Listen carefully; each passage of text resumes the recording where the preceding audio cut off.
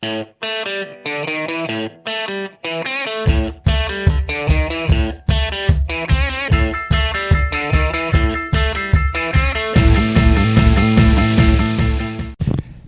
I'm Mark Clem, your host for Meet the Members of the National Ski Patrol all season long.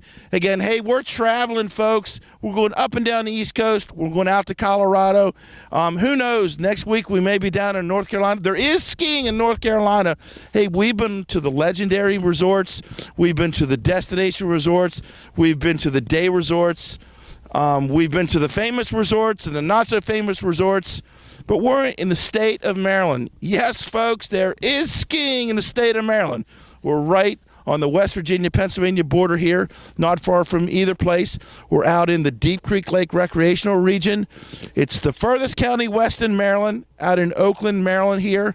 And if you can see behind me, this is definitely a winter wonderland. This is not a 3-week ski area. They're open here from Thanksgiving to April every year, and maybe this year we'll get into May because we have a ton of snow here. Hey, forget about me. It's about meeting members of the National Ski Patrol. Now, we've been here for a little while, and we've interviewed a couple patrollers that are veteran patrollers, and then my guy Steve McCabe, the ski patrol director here, says, hey, we got ladies here. We got nice women patrollers. Members of the National Ski Patrol, this is not an all-guy organization. The women and the ladies are out here too, and you ladies are just as good as the guys. That may be better, who knows? But we're here with Pam Cantrell and Jenny Bodzioch, right? Is that right? Bodzioch? You're really close. Closer than most people. The closer than most people, that's okay. And we'll start with Jenny here. I'll remember Jenny because she got a white helmet. Pam, sorry, Pam and Jenny. I'll get you right. Pam's got a white helmet, and Jenny's got a black helmet here.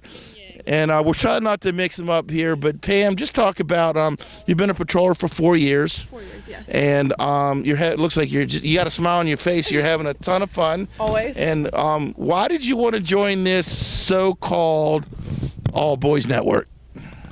All boys club or whatever. We just interviewed John Thomas, and he was the one we researched together. I work in a lab, and I love skiing. I've been skiing since I was 12 years old, and then I had made the switch to snowboarding. And he was like, well, if you want to join a great group of folks, come on down and do the training, and the rest is history.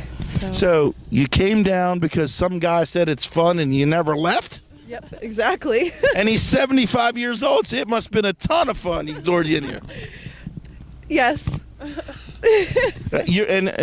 Pam, you're from Pittsburgh, right? Sorry, I'm a big Steeler fan, and we had a rough week last week. But hey, we'll be back. But you know what the best thing is? We had a catastrophe last week when the Steelers lost in the playoffs. But you came back out and went skiing, right? Exactly. There's always good conditions, and we have a lot of fun here. Now, Jenny. You're just figuring this sport out, or this game out. Yes. You're a second-year candidate, right. And you're going through the training, and you got that big smile on your face, so you must be having a ton of fun. Why are you sticking with it? Why am I sticking with it? I gotta say Pam probably.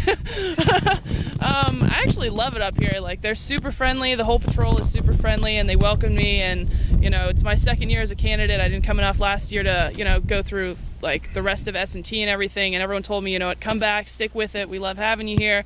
And the mountain always has great snow and good lift lines and stuff like that. So I really can't beat it.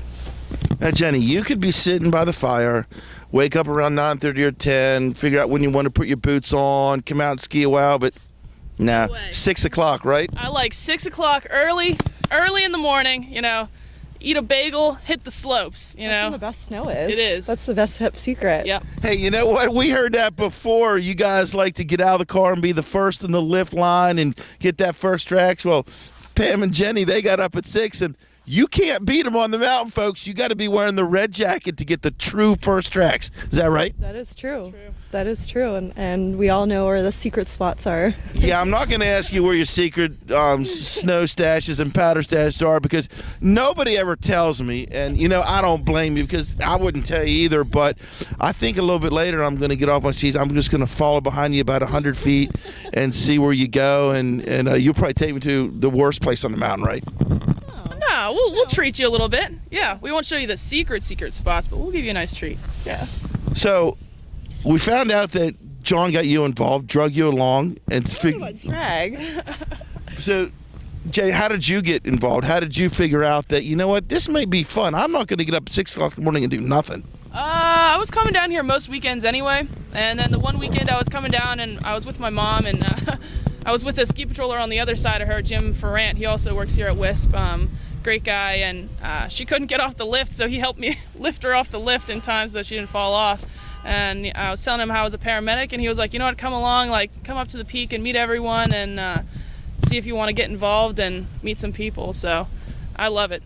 Now, you bring up an interesting point, being a paramedic. Most of the folks that join them, become members of the National Ski Patrol, have no medical background, or not firefighters, or just folks on the street. There are others who are EMTs or wilderness first care providers, but so we all wear different hats. You come to the game as a paramedic. How hard is it to take your paramedic hat off and put your ski patroller hat on? Because there are some things you can do here and you can't do because of the protocols and all that. Yeah, there's a lot of stuff for like advanced life support that we can't do obviously on the hill. We have to only act as patrollers / emergency medical responders.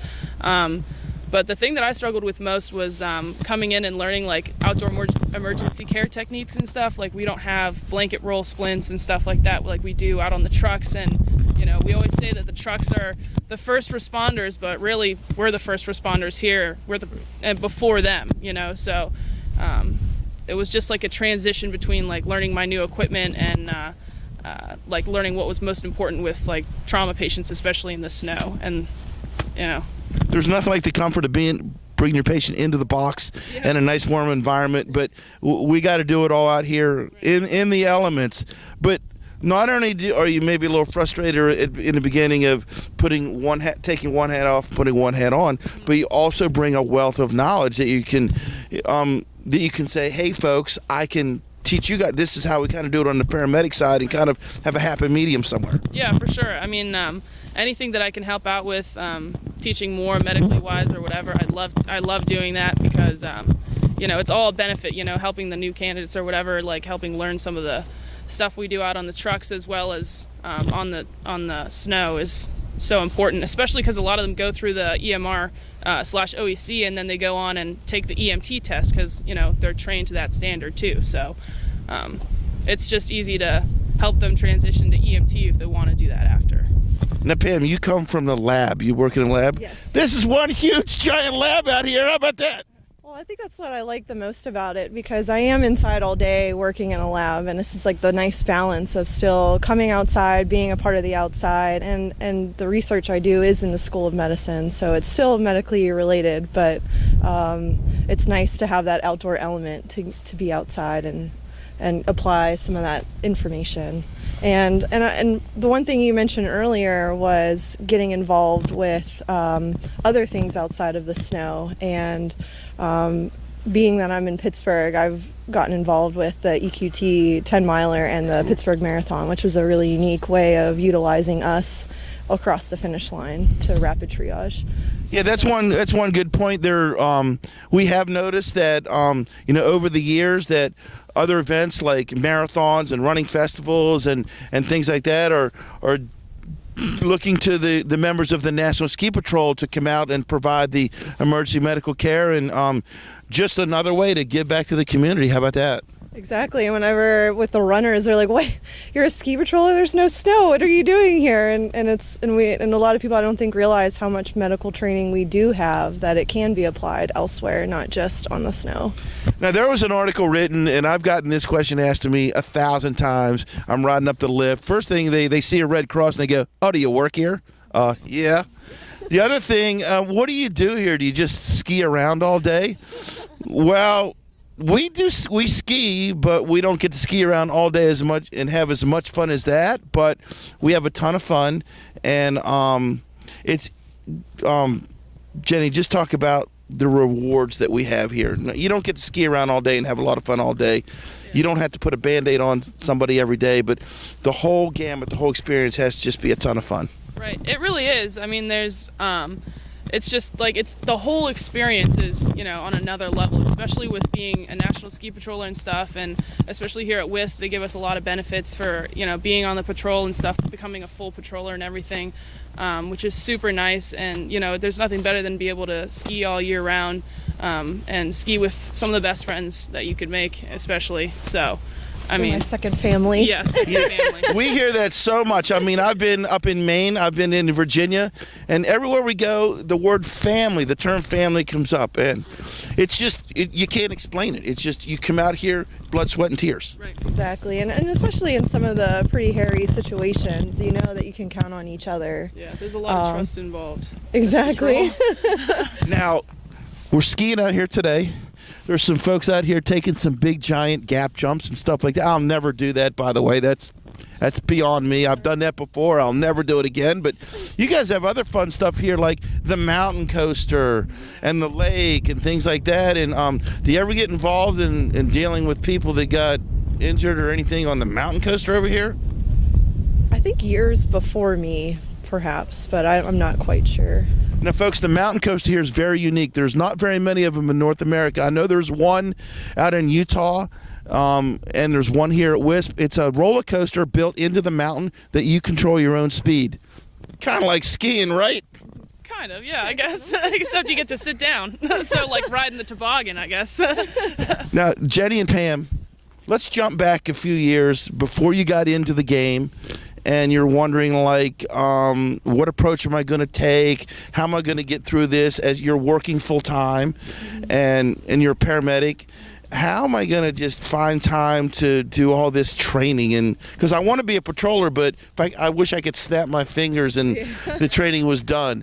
If you had to give advice to yourself on how you approached it and how you got in and what you would do different to make it maybe a little more easier or take the stress out of it, that maybe the stress probably wasn't there, you just thought there was stress there, what would you do different?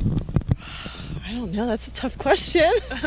I mean, mine would probably be that, you know, last year I didn't come enough times because I was working full time as a paramedic, and, you know, night shift, day shift kind of stuff kind of screwed up my schedule. But I definitely would say, you know, go hard your first year, put in a lot of effort and time, and really trust your instructors, because if you fall, it's not your fault because they told you to do it. You know, So don't be afraid to embarrass yourself. Don't be afraid to wreck a few times, you know, but really work hard at it and get it done the first year. And then, you know, you'll be good to go as a full patroller the next year, and you'll love it. And Pam? And I think a lot of times it's an adjustment for the constructive criticism. And I think my biggest advice is to take a step back and realize that they're trying to help you, and put a smile on your face. It's not that big of a deal. Just, you know, try what they suggest and do it with a smile. Hey, folks, the ladies here had it right. It's a little bit of adjustment, but take the challenge. Take the jump. It's a ton of fun.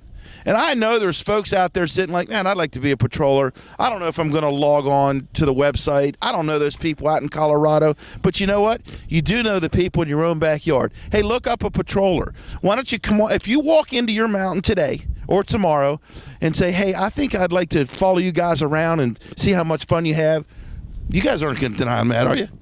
No way. We're always looking for people. Come on out, and we call it shadowing a patroller. Just hang out the patrol all day, and I guarantee it, by the end of by lunchtime, you're going to say, you got one of those jackets to fit me? That's what I'd say. Well, we do have a lot of extra jackets, so. Come on out. Hey, I'm Mark Clem from Meet the Members of the National Ski Patrol. If you want to wear Wisp Ski Patrol on your jacket, if you want to take that jacket home that says Wisp, hey, Jenny just told me they have a ton of jackets here, and one of them fits you. Come on out. Become a member of the National Ski Patrol, or just tune in to www.nsp.org, and the folks out at the national office will gladly point you in the right direction. I'm Mark Clem, your host for Meet the Members of the National Ski Patrol. We're here at Wisp today, the only ski resort in Maryland. Wisp today, Pennsylvania next week. Who knows where the week after that. Hey, log on to YouTube and Facebook and social media everywhere. Jump on the bandwagon. We're having a ton of fun. Hey, we'll see you down the road. I'm going skiing, guys. Forget this. Cut me off. Let's go skiing.